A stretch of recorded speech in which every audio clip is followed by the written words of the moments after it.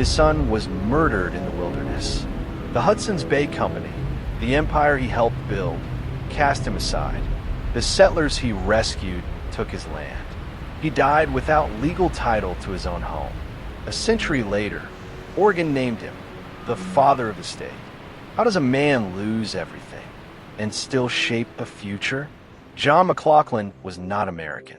He was a British fur trader, ordered to keep Americans out. Instead, he fed them, clothed them, sent them south to survive.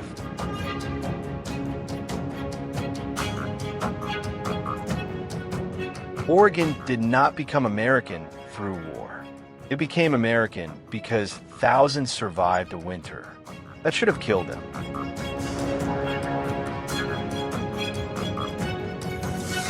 They survived because one man chose mercy over orders, and because of a river that still runs past farms and towns today. A river that once marked the edge of survival, the Willamette River. This is the story of John McLoughlin and the river that carried his defiance into history.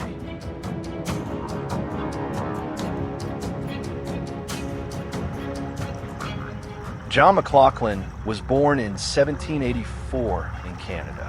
His father died when he was young, drowned in the St. Lawrence River. It was an early lesson that water could give life and take it away without warning. McLoughlin grew into a commanding presence, over 6 feet tall, with long white hair even in middle age. He was impossible to ignore. By the 1820s, he became chief factor of the Hudson's Bay Company.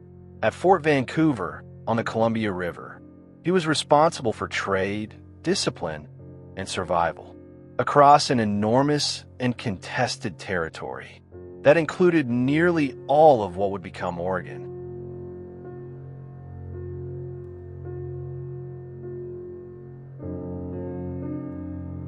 McLoughlin's personal life reflected the world he lived in, a world where cultures overlapped and borders shifted constantly.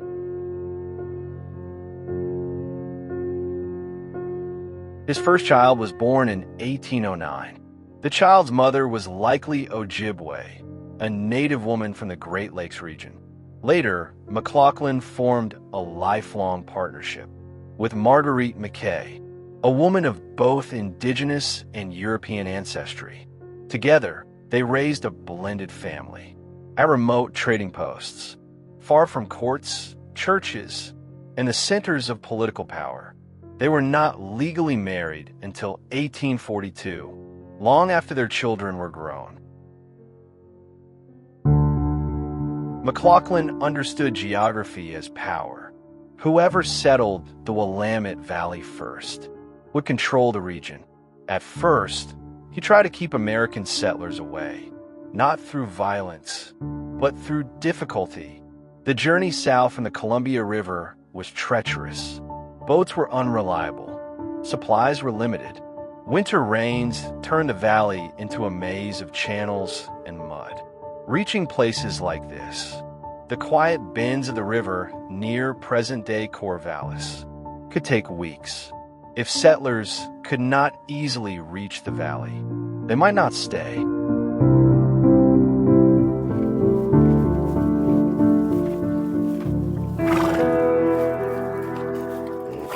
They arrived anyway.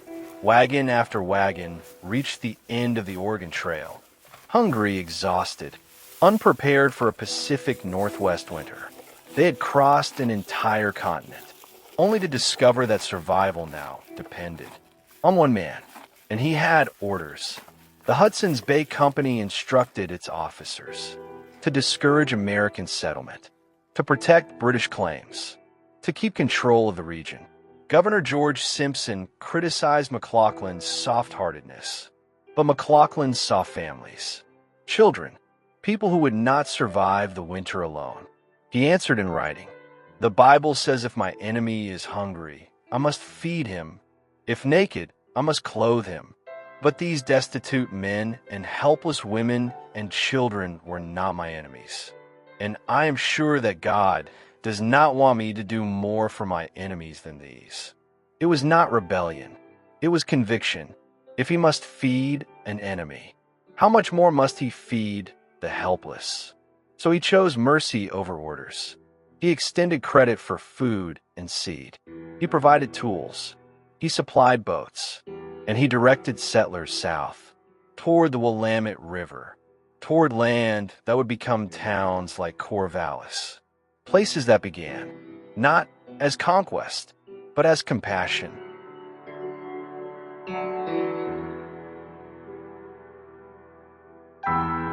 Along the Willamette, settlers found what they needed to live: rich soil for crops, fresh water, fish that returned year after year, the same floodplain that still feeds farms in the valley today.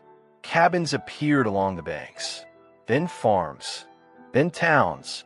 The river became the backbone of American settlement in Oregon, not because it was conquered, but because access was allowed. What McLoughlin gave was not land alone, but time to survive long enough to take root. The river carried those lives forward. It also carried sorrow. In 1842, tragedy struck.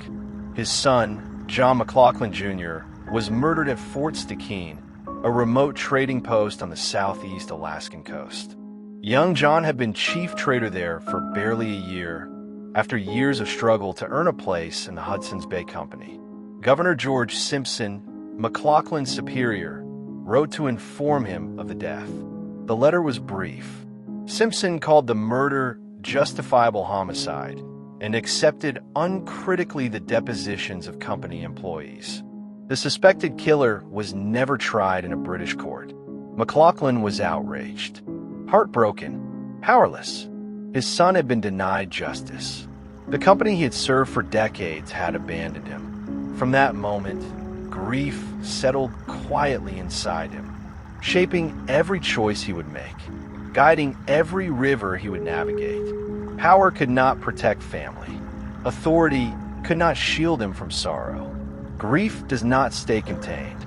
It follows into every decision and into every place where a person stakes their future.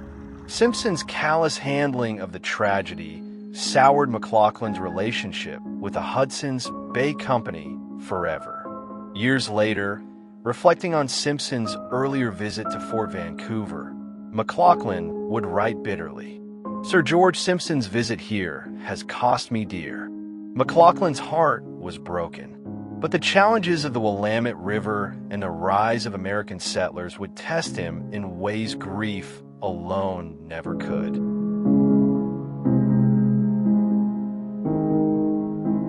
McLoughlin had claimed Willamette Falls years earlier, a place where the river drops sharply, blocking travel upstream. He built mills, roads, and industry, pouring years of labor and every savings into a vision of security for his family. But as settlers arrived in growing numbers, his claim became a target. Congress denied it, citing false statements by others. Even the house he built with his own hands was taken from him.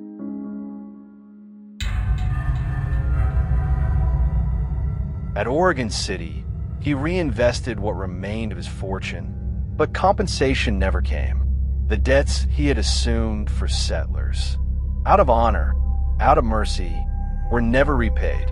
The cost of generosity, of conscience, had become deeply personal.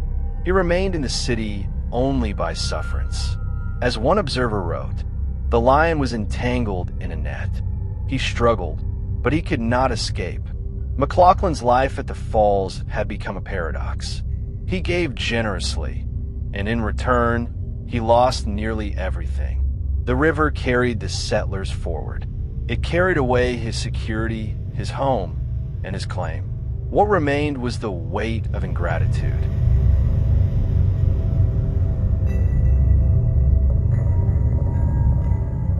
As conflict closed in around him, McLoughlin began writing a document, not for politicians, but for his children.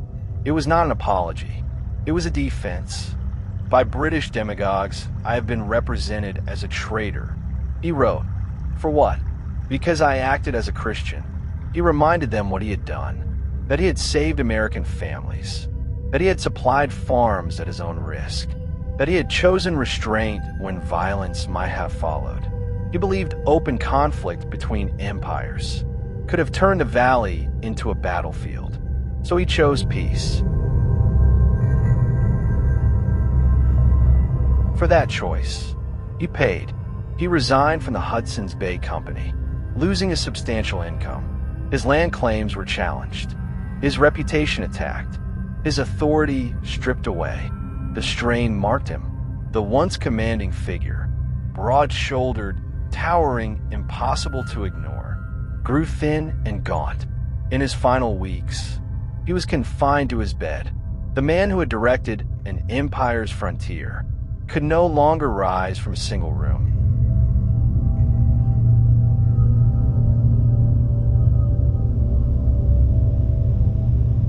On September 3rd, 1857, John McLoughlin died in Oregon City. He was 73. He was buried near the Catholic church where he worshiped, not far from the Willamette River, the river that had shaped his life and carried away much of what he built. His headstone read, "Dr. John McLoughlin, the pioneer and friend of Oregon." But even in death, his place was unsettled. His grave was moved, then moved again, 3 burials in all. Today, he rests beside his former home. Overlooking the town he laid out at the falls. Meanwhile, the river continues north, past farms, bridges, and towns like Corvallis, indifferent to borders, indifferent to gratitude, still flowing.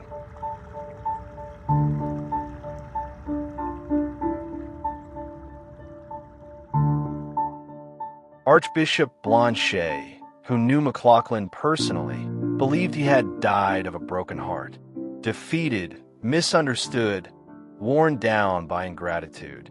Oregon had lost its foremost citizen, long before it realized it.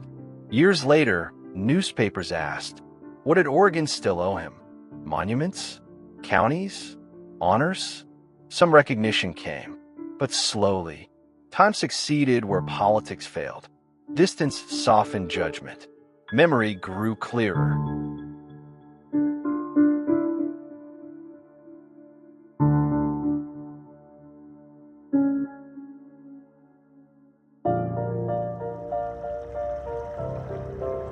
Rivers do not choose who is remembered. They carry all lives forward, triumph and loss alike.